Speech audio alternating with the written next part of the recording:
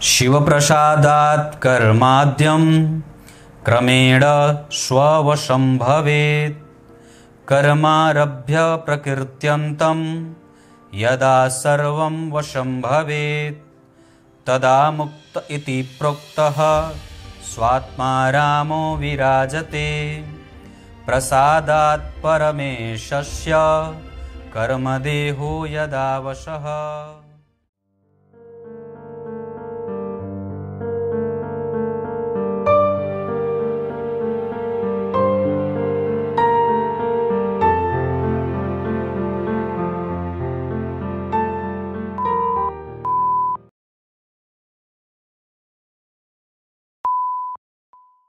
प्रिय दर्शकों नमस्कार, एक बार फिर से उपस्थित हूं आप सबके सामने।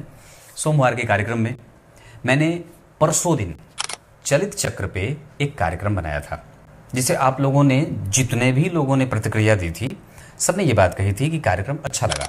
मैंने उसमें एक बात और कही थी कि मैं उन्हें उसमें 5 बिंदु बताए थे जो चलित चक्र पे केंद्रित थे। उस कार्यक्रम के अगले कड़ी में आपको मैं उस कार्यक्रम के दूसरे सिद्धांत का आज एक उसी का थोड़ा विस्तार करूंगा, है ना। कोई ग्रह अगर 25 अंश से लेकर के 30 अंशों के बीच में बैठा है तो इसके बहुत चांस बनेंगे कि वो ग्रह चलित चक्र में अपना भाव बदलेगा। शुरू करते हैं आज का कार्यक्रम। कहने जाना है ये क्यों महत्वपूर्ण है चलित चक्र। मैं आपको बताऊं कि कई बार जब हम कुंडली देखने चलते हैं तो सिर्फ लग्न, नवांश, दशमांश आदि देख लिया, जबकि मुझे ये याद नहीं है कि मैंने कब ऐसी कौन सी कुंडली देखी थी जिसमें मैंने चलित चक्र का दर्शन न किया था। हमेशा याद रखिए, आपके फलादेश तभी सही और प्रेडिक्शन साबित होंगे जब आप लग्न, चलित और नवांश तीनों का दर्शन एक साथ करेंगे। बाकी के अन्य वर्ग चार्ट जैसे दशमांशा में व्यक्ति के कर्म से संबंधित अगर कोई प्रश्न होंगे तब हम उसके करियर वाले भाव को देखेंगे। लेकिन ये 3 जो वर्ग चार्ट हैं, लग्न, नवांश और दशमांशा, इसका तो प्रथमतया चाहे तिरछी दृष्टि हो चाहे पूर्ण दृष्टि हो आपको देखनी ही पड़ेगी। तभी जाकर के आपको ये बात समझ में आएगी कि वो जातक एक्चुअल में क्या समस्या लेकर के आया है। और कई बार तो अगर आप इन तीनों चक्र का अध्ययन समुचित तरीके से उसके पहले बता देते हैं, देख लेते हैं, तो आप उस जातक को कुछ बताना ही नहीं पड़ता है, आप सारा चीज बक देते हैं। ज्योतिषी स्वयं बक देता है ना। आइए, कार्यक्रम के आरंभ में जो श्लोक पढ़े हैं हमने, वो आपको कार्यक्रम के अंतिम में उसका श्लोक अर्थ बताऊंगा जो शिव पुराण से लिया गया है। उस दूसरे सिद्धांत में अगर आपने वो कार्यक्रम नहीं देखा है तो मैं उसका लिंक आपको दे दूंगा, आप जाकर के देख लीजिएगा। वैसे पीछे 2 दिन का कार्यक्रम है। एक मैंने बात की थी, जो दूसरा सिद्धांत था कि लग्न स्पष्ट आपको निकालना पड़ेगा, मतलब लग्न का मान कितना है, लग्न का मान कितना है। जो उस कार्यक्रम के दूसरे सिद्धांत में मैंने बात की थी कि लग्न का मान अगर 28 अंश है तो हम ये बात समझ लेंगे कि वो लग्न अब मात्र 2 डिग्री बचा हुआ है। बहुत ध्यान से समझिएगा, अगर किसी जातक की कुंडली का लग्न 28 अंश का है तो हम ये बात कहेंगे कि उस व्यक्ति का जो लग्न है वो लगभग अब बीतने वाला है। और लग्न में जो बन रही राशि है, मान लीजिए सिंह राशि बनी है, तो अब सिंह राशि जो एक भाव 30 अंशों का होता है, आपने आकाश मंडल को पूरा 360 डिग्री को 12 भागों में बांटा तो एक भाव 30 अंश का बना। तो अगर मान लीजिए एक ग्रह जो है वो लग्न में 28 अंश का है तो वो पूरा लग्न कह सकते हैं कि वो बीत गया है या उसने उस लग्न को पूरा भोग लिया है, 2 अंश खाली भोगना बाकी है। और वही वो जो लग्न का मान है वो सबसे पहले आपको लग्न कुंडली में देख करके इस बात का पता लगाना है कि वो बाकी के जितने उस ग्रह की कुंडली में जितने ग्रह हैं वो कितने बदल रहे हैं। और ये संभावना कई गुना बढ़ेगी कि अगर लग्न का मान एक ऐसे अंश पे टिका है जो तुरंत ही झट से बदलने वाला है। एक बात इसमें और भी जोड़ना चाहूंगा कि अगर लग्न पूर्णतया बली है तो वो कब लग्न बली कहा जाएगा, अंश के आधार पे, दृष्टि के आधार पे की बात नहीं कर रहा कि लग्न पे गुरु देख ले तो लग्न बली हो गया या लग्न इस लग्न को देख लिया तो लग्न बली हो गया, मैं उसकी बात नहीं कर रहा। लग्न बली का अर्थ होगा कि लग्न का मान कितना बलवान है, उस लग्न में कितना डिफरेंशिएशन हो रहा है।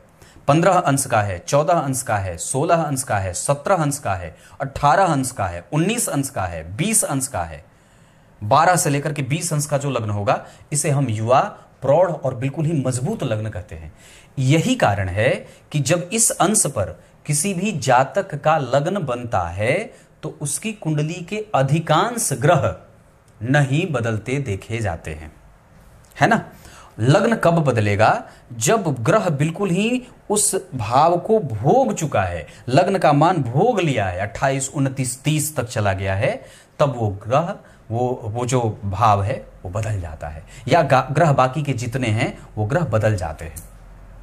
अब ये तो पहली बात रही। अब इसमें जो मैंने गणित वाली बात की थी उसमें एक सिद्धांत होता है, जैसे चलित चक्र जो बनता है वो 3 सिद्धांतों पे बनता है, उसमें 3 आचार्यों के अपने अपने मत हैं, पर मैं पहला सिद्धांत कहूंगा जिसमें अंश को, जो लग्न का अंश है उसको 2 भागों में या एक ऐसे भाग में विभाजित किया जाता है कि कुछ भी नफा नुकसान ना हो। मैं आपको समझाने के लिए बता रहा हूं कि हम लग्न के मान को ऐसा घटा बढ़ा देते हैं कि लग्न को नुकसान ना हो, है ना। तो अगर मान लीजिए किसी जातक का जन्म 5 अंश के लग्न पे होता है, आपको आपकी जो कुंडली बनी है उसमें आप देखिए कि ल अक्षर के बगल में कितना डिग्री लिखा है, वही आपके लग्न का मान है। तो मान लीजिए अगर किसी जातक का लग्न 5 अंश 20 कला का बना है, ठीक है, तो अब हम क्या करेंगे कि ये जो लग्न का मान है 5 अंश 20 कला, इसका मध्य निकालेंगे, है ना, जिसको सम विभाजन का सूत्र कहते हैं। तो इसका मध्य कैसे निकलेगा? तो मध्य निकालने के लिए आपको अपने पूरे लग्न को, जो पूरा लग्न है, मतलब एक यहां से लेकर के यहां तक पूरा लग्न हो गया, तो इसके पूरे बीच की दूरी को आपने कितना बनाया है? पूरा लग्न कितने का है? 30 अंशों का है। तो आप इसका मध्य निकालेंगे तो क्या करेंगे? आधा करेंगे। तो आधा कितना होगा? 15। तो एक ऐसी रेखा बन गई 15, जो एक आभासी रेखा बन गई, एक आभासी मान तय कर लिया गया आचार्यों के द्वारा कि वो मान ऐसा है जो किसी भी जातक का लग्न चाहे कितना भी बना हो उसमें वो एडजस्ट करेगा, उसको डिफरेंस में नहीं लेके जाएगा, उसकी घटोतरी बढ़ोतरी नहीं करेगा, उसका नुकसान नहीं करेगा, है ना। तो उसमें क्या हुआ कि अगर लग्न 5 अंश का बना था तो उसमें आपने 15 जोड़ दिया, क्योंकि जब हम लग्न के 5 अंश में 15 अंश आचार्य द्वारा कहे गए सिद्धांत के आधार पर जोड़ते हैं तो लग्न जो है वो टोटल 30 से अंदर ही है। और सामान्य बात है कि अगर किसी जातक का लग्न 25 अंश का बनता है और अगर हम उसमें 15 जोड़ते हैं तो क्या होगा? 40 अंश हो जाएगा। लेकिन लग्न पूरा कितने अंश का होता है, या कोई भी भाव कितने अंश का है? वो 30 अंशों का ही है। तो ऐसे में वो लग्न पार कर जाए तो समविभाजन का जो सिद्धांत कहता है, इसमें 3 सिद्धांत चलित चक्र से बनाए जाते हैं। चलित चक्र को बनाने के 3 सिद्धांत हैं, जिसमें पहला जो समविभाजन का सिद्धांत है, इसमें बात आती है कि इसमें लग्न का एक ऐसा मान निकाल लिया जो सभी भावों पे एग्जिस्ट करेगा, और उस अंश के मैंने 5 में 15 जोड़ा, निकल गया मेरा मान 20। ये 30 अंश से कम है, तो 20 अंश के करीब करीब में जितने भी ग्रह हैं वो अब बदलेंगे, या तो आगे होंगे या तो पीछे होंगे। समझ रहे हैं ना? अगर वो 20 अंश के निकट हैं तो बदलेंगे, या तो पीछे जाएंगे या तो आगे जाएंगे। तो अगर 20 अंश से आगे का लग्न है, मतलब 20 अंश से आगे का कोई ग्रह डिग्री में बैठा है तो अपने दूसरे भाव का फल करेगा, और अगर 20 अंश से नीचे है, थोड़ा बहुत, ज्यादा नहीं, तो वो पीछे का जाएगा।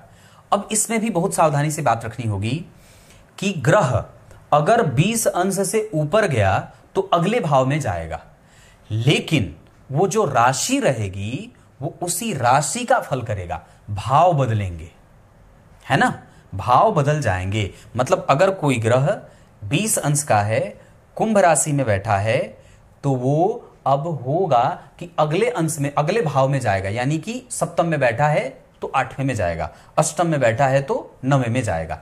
ऐसे इस तरीके से ये चीजें काम करती हैं। अगर आप इसको चलित चक्र को बहुत अच्छे तरीके से समझना चाहते हैं तो आपको ये जो दूसरा सिद्धांत है, जो समविभाजन का सिद्धांत है, इसको बहुत ही कंठस्थ मुंह पे रखना होगा, जिसमें लग्न के मान में या तो 15 जोड़ेंगे या तो 15 घटाएंगे, और जो मान प्राप्त होगा, 5 डिग्री का लग्न है, 15 जोड़ दिया तो 20 प्राप्त हुआ। अब 20 अंश के करीब करीब में 21 अंश का कोई ग्रह है, 22 का है, 23 का है, 24 का है, 25 का है, ये ग्रह अब अपने से एक भाव आगे का फल करेंगे, मतलब वो ग्रह अब अपने अगले घर में जाएगा। और एक बात यहां पे और भी बात होगी कि जो ये मध्य का भाव निकला ना, आपने 5 में 15 जोड़ा और 20 प्राप्त किया, और फिर जो ये 20 अंश के करीब करीब के जो ग्रह होंगे, ये काफी कई बार निम्न परिणाम भी करते देखे गए हैं। उस दशा काल में वो ग्रह कमजोर परिणाम करते हुए देखा जाता है। क्लियर है? अगर बदल रहा है तो अच्छे भाव में जाए, और अगर बदल रहा है तो बुरे भाव में जाएगा तो बुरा परिणाम देगा।